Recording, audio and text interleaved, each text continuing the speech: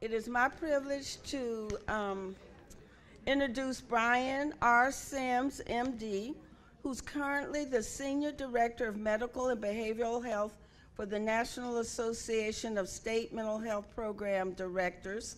And the connection there, that's where Jenna was talking about this morning. She used to be the president, as well as an ongoing consultant for the National Center for Trauma-Informed Care. A psychiatrist who has worked in forensics and corrections, Dr. Sims has previously worked as a staff psychiatrist with Correctional Mental Health Services, an organization serving the mental health needs of inmates in 60 detention centers in 10 states. In that role, he was responsible for the provision of care for more than 3,000 inmates in need of mental health care. As a consultant with NCTIC, he has provided lectures and trainings for staff, consumers, and administration in the United States, Guam. He's provided lectures and Australia, New Zealand, and Japan on the practice of trauma-informed care, its applications in the neurobiology of trauma for many years. Before joining Correctional Mental Health Care Systems, he was the Senior Director for Behavioral Health and Mental Health for a healthcare management company where he was responsible for the development of core strategic planning for the company's correctional mental health provisions in 9 states. Prior to this, Dr. Sims served in the state mental health system for 25 years, as well as he was in private practice.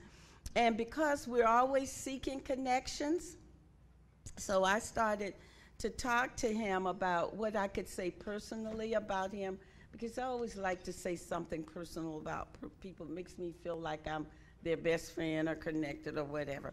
So he told me he went to Meharry Medical College in Tennessee, where I live and where Jenna lives and where Jessica lives, and there might be somebody else here from Tennessee, but we're Tennessee in the house here.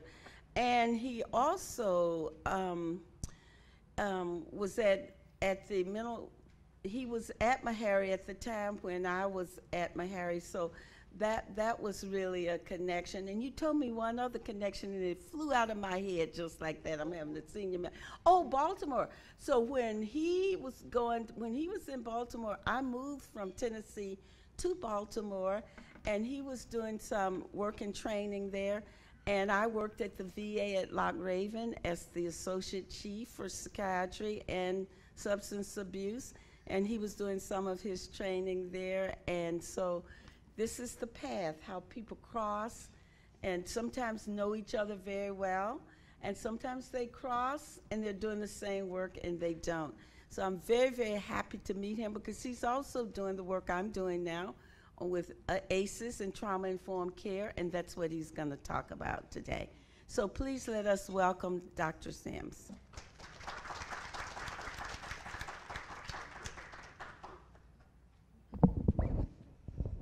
Okay.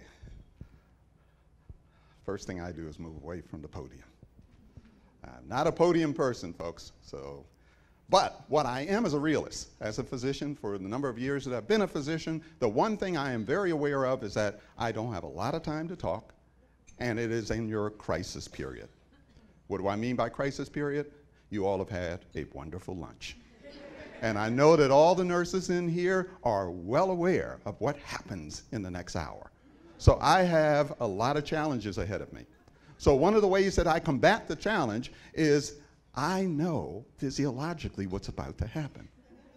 So your neck muscles are going to start to weaken, and your head is going to start going up and down like this.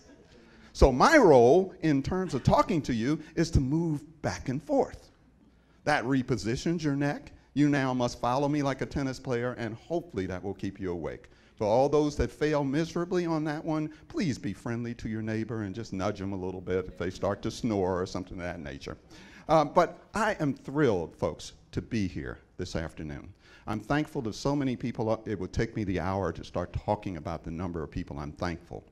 But I'm also thankful to our executive director, Dr. Brian Hepburn, who asked me if I would step in for him. So it's a large set of shoes to fill, and I'll try my best to do that. But Brian felt that it would be a good thing to talk to you guys about something that you're very familiar with. And I thought I would do that this afternoon because it's very passion for me. I'm thankful for a lot of other things, but I'm also thankful for the fact that this morning I got a chance to open my eyes and I knew that I'd been granted one more day. So as long as I have that piece in my head, whatever else happens is on top of that. It is gravy. The other thing that I like to do with groups that I don't know is share with you a trade secret. Something that I have not admitted to too many people because I just started experiencing it. I have experienced pot for the first time. You all got that? Because I'm looking at very judgmental eyes all across the room right now. So maybe I need to correct it a little bit to let you know that I am not talking about marijuana. For the first time, I'm experiencing POT, and POT is actually an acronym. And what it stands for is post-Obama trauma. But anyway, let's go ahead and let's move on with what we want to talk about this afternoon. I have to be careful, folks, because we've been warned in emails and so forth to be very careful about talking about politics and religion and so forth. I figured that was safe enough to say. Okay, can I move on now? Wonderful. How's everybody doing this afternoon? We good? Good, because now you can see this isn't what you expected or even were looking at. I can't talk like that. But I do want to talk to you about something that's very passionate for me, and that is the elements of trauma-informed care. When I spoke to Janet a little earlier, what she had shared with me was so much information about the fact that you all, as it stands, are way ahead of the curve on trauma-informed perspectives. You've had many teachings on it. You've opened a number of doors. So what I want to do this afternoon is just a very, very, very touchy overview. And then I want to tell you about the work that we're doing in Baltimore, Maryland. So, anyway, to start off with, you've seen this so many times, I don't even have to read it. Okay, can I move on? Thank you. Many of you may or may not have seen this definition. SAMHSA, with 8,000 individuals of all walks of life, wanted to find out what is the best way to define trauma. And 8,000 individuals, all walks of life, beginning back around 2012, and actually this definition was secured in 2016. They could all embrace a definition of trauma that basically says what you see up there. And what I want you to focus on is a couple of things. The first word, individual. Because if we're going to understand anything about trauma, the first thing we need to understand is that one person's trauma is completely different from the next. But it builds upon that to say that it results from an event, which means that you can have one singular event occur that could be devastating for you, or it may be a series of events. Now, here's the interesting part. Many folks have said, you know what, I've had lots of traumas happen in my life, and I'm okay, and that may be true. Because it's the second part of the definition that really brings it out. That is experienced by the person as life-threatening, otherwise traumatic. So it's the experience that determines whether or not it's traumatic. And you think about it from an example of 3 people in the same automobile that has a fender bender. Nobody's injured. All 3 walk away. But one person comes to work the next day. One is out for a day or 2, but one may stay out for 2 weeks. Same incident. So what we realize from the definition is that what you are doing in every new experience that you carry, you're carrying old experiences and putting them into the same measurement pot. So it affects you in a different way. Finally, we take a look at the fact that if you're having all these experiences and they have been determined to be traumatic, they can also have long-lasting adverse effects on how we respond to others.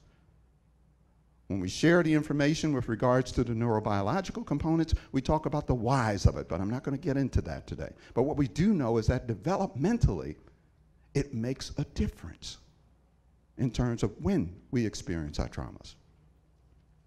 Dr. Bruce Perry, who's a noteworthy neurobiologist, you may be familiar with him, really touts the issue of saying that if a child or an infant before brain development, which goes up to about 4 years, experiences negative effects, it's different than if an adult experiences those negative effects. When we experience a negative effect as an adult, it changes us, which means that we start doing things differently based on that experience.